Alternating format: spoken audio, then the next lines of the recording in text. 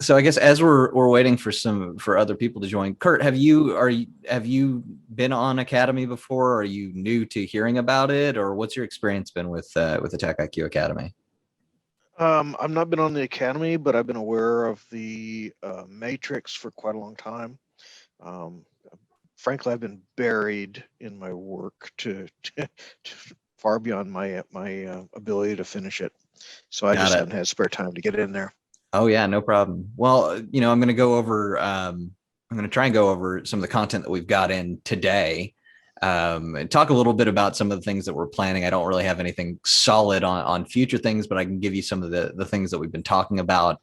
And I can talk about how to get support for the people that are joining that have started using Academy, and maybe they've run into hiccups or need help. But those are going to be the kind of the main things that I'm focused on now that I'm seeing more people rolling into their own tune. This is a small session, so feel free to come off mute if you do have any questions or want to interject. This is a small group, so we'll keep it nice and interactive. So first, I just want to go through the course catalog. If you go to academy.attackiq.com, whether you have an account or not, you can still see the course catalog and you can see what we offer. So there's a lot when you're looking at this, and it really depends on what you're looking for. I think one of the main things that people come to Academy for, though, are our courses. So we've got, I think we're at 12 different on-demand courses right now. All these courses are free, by the way, for those that don't know that much about AttackIQ Academy. We don't charge for any of this. So we've got 12 of these on-demand courses that you can take, but we also have a ton of videos and stuff in here. Now, if you're coming in to look for videos or on-demand courses, one of the best places to start is in the course catalog. And with that, we can kind of filter, right? We can look at, are these on demand? Is it a webinar video? Guest lecture? We've got some guest lecture videos in here too, or live remote instruction. We don't do too many of these anymore. The ones that are in here, these are old, and we're actually going to pull those out of the catalog. But we may decide to bring these back, and if we do, you'll see those in here.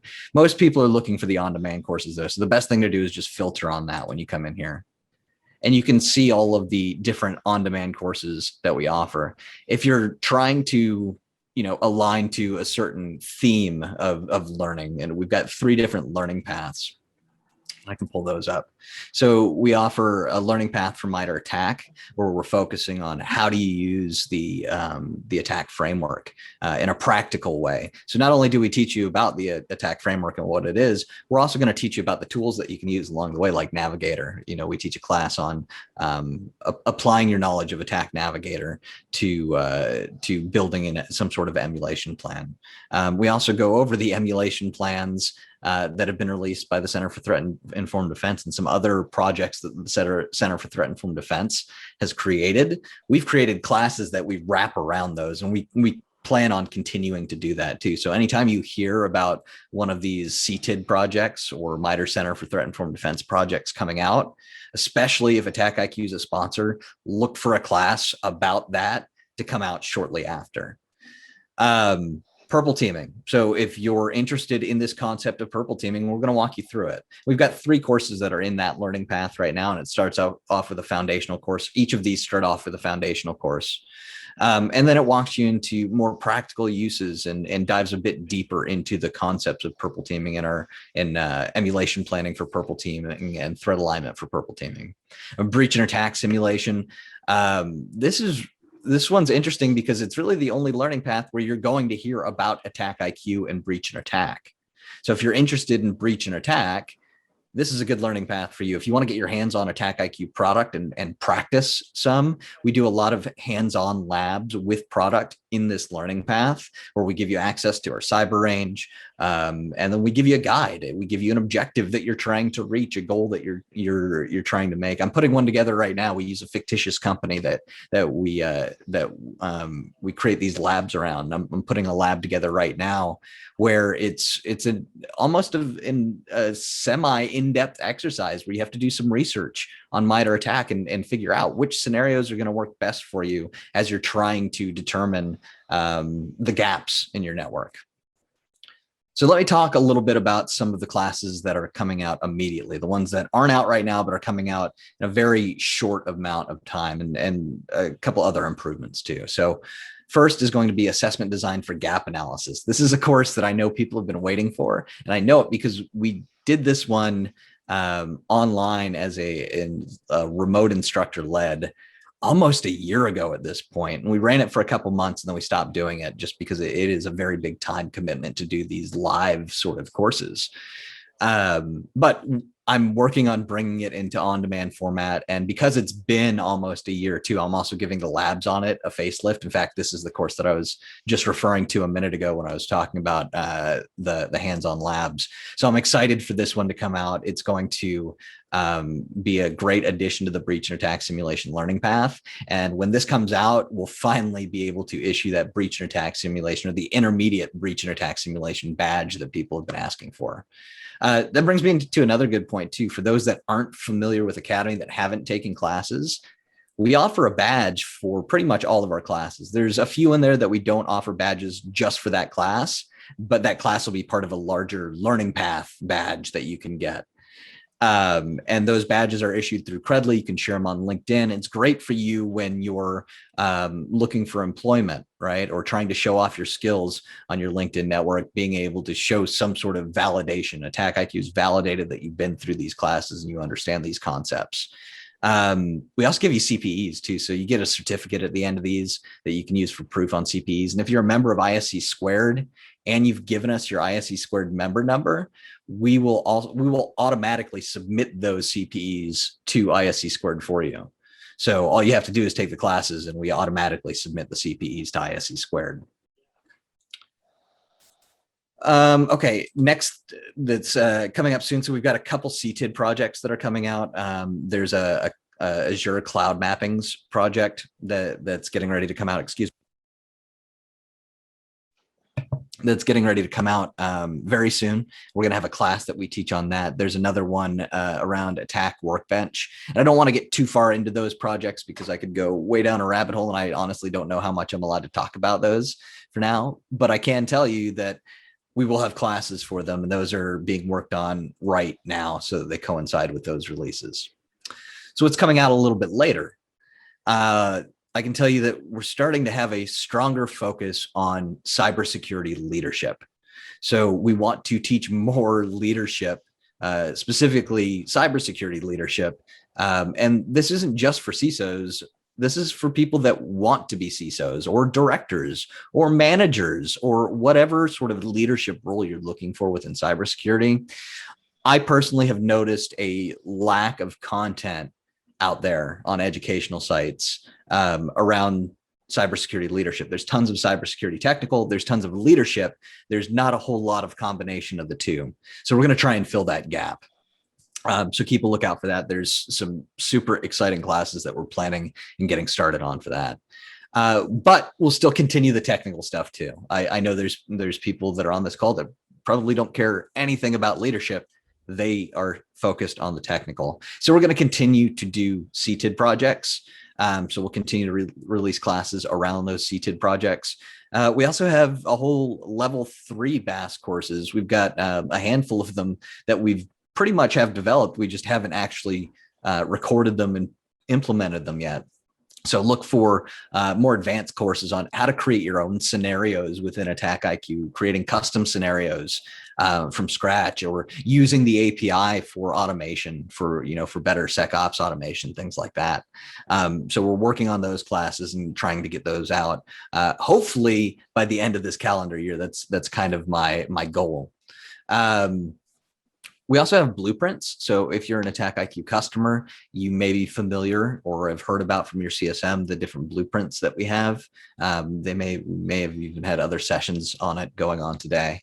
We're going to have classes covering those, right? So we still want to feed that technical community, but we want to give security leadership the content they've been frankly starved of. So we want to help educate existing leaders and educate new emerging leaders, right? As cybersecurity continues to grow, there's going to be more opportunities for leadership. We need to start training people today for that.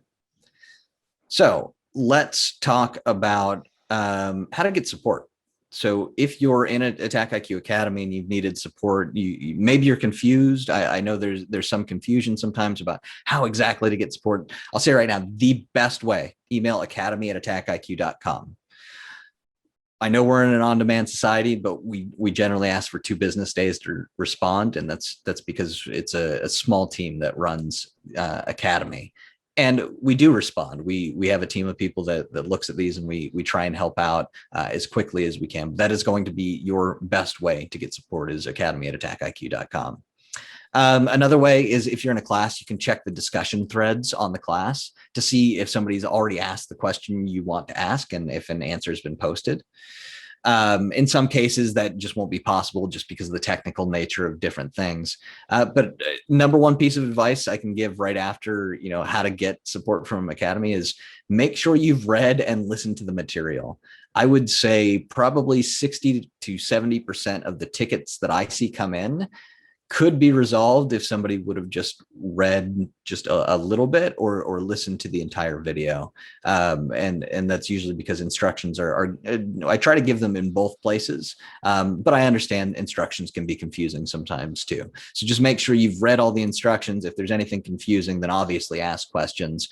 But that's probably going to be the fastest way to find your answer. But it seems to be one of the most little used.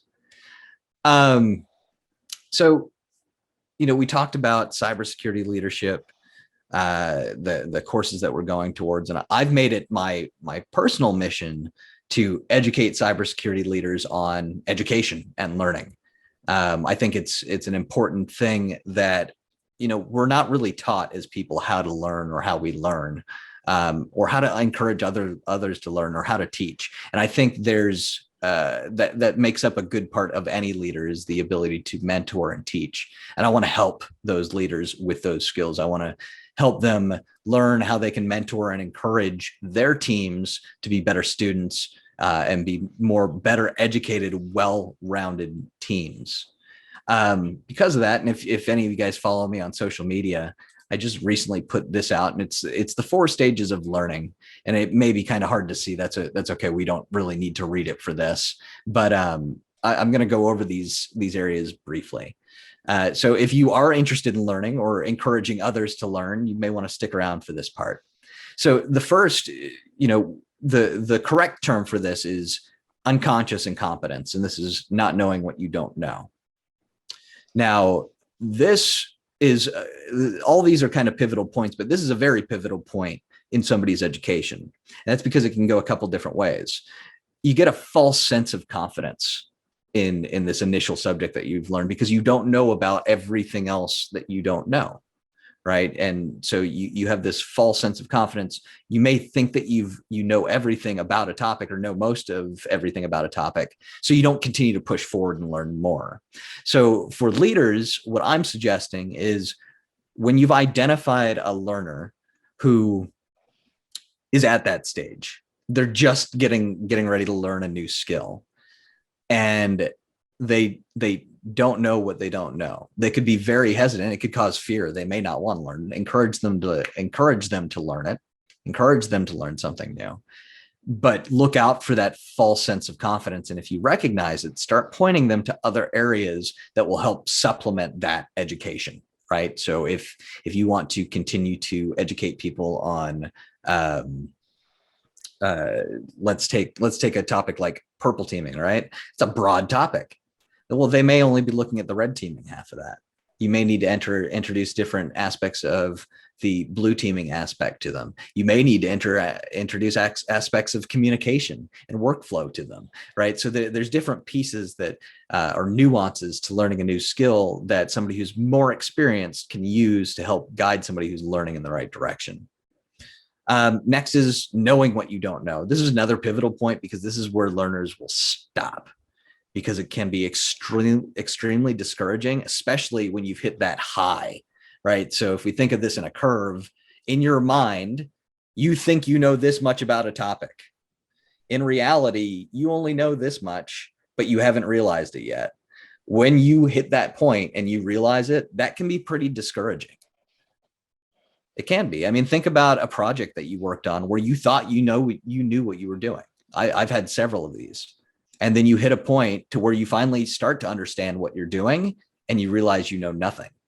That's discouraging. That makes people freeze up, makes them lock up. So as a leader, continue to motivate them. Don't let them get discouraged. Help keep pushing them to learn more, but give them a manageable, digestible plan. Right. So, especially, or have them work with somebody else. If you're not an expert in what they're trying to do, or if you don't have experience in what they're trying to learn, match them up with somebody who does. Right. But what you're going to be doing here is trying to come up with some sort of learning path that keeps them moving forward. You want to, if the object is for them to learn purple teaming and they've got red team down, they've really nailed that, but they're missing these blue team things. Let's put together a learning plan. Let's match them up with some blue team guys that can teach them about blue teaming. Let's keep the education fun and continuous and going until we push them into knowing what you don't know. You feel a lot more comfortable when you know what you don't know. Oh, I'm sorry, when you know what you know. So once you know what you know, you feel a lot more confident in your abilities. You can also be more hesitant too, because you also understand what you don't know, even though that's much more shrunk by this point. But it gives you the opportunity to start mentoring other people. And then you move into the ultimate space, which is not knowing what you know. That's where you know how to do something so well that you don't even really think about it, right? You've got a skill down so well. Think about your drive to work. For the most part, you've done that so many times. Well, maybe not so much over the past year, but you've done that so many times that it's a skill that's in your head. You don't really think too much about it, right? So when you get somebody to that level of skill, they become a valuable asset to your team, and they're going to be incredibly thankful to you as the person who got them there. So this is a point that I'm trying to get out to cybersecurity leaders and those that are learning too, so you can recognize the different stages you're in and where the problems may lie. So this has personally been a big thing for me. All right, let me take a look at chat. Okay, perfect. So Carl, before he hopped out, he did post in chat the link to Academy. So if you haven't signed up, I will encourage you guys to go register. So you can go directly to AttackIQAcademy.com, click on register there. It's a free registration, open to everybody. And like I said, we've got 12 on-demand courses, tons of videos, and we're continuing to add more all the time. High quality content. We always get great reviews, and we look forward to building more of this out with you. So that's really it for me. I know we've got a little bit more time left in the session, so I'm going to leave this open for questions. If anybody has any questions on AttackIQ Academy, or learning in general, or how to help others learn, or even how to teach, right? If you're interested in teaching cybersecurity, becoming a cybersecurity educator, if you got questions on any of that, please let me know. You can come off mute and ask your question. We've got a small group here, or you can ask me directly in chat. But otherwise, thanks everyone for being here. Thanks for coming to Purple Hats. It's been a great day. This is our first conference, and it's been incredibly exciting, and we're so happy you guys were able to make it. So I'm going to stick around for questions. If you have any questions, come off mute or put them in chat, and I'll read them out for everybody.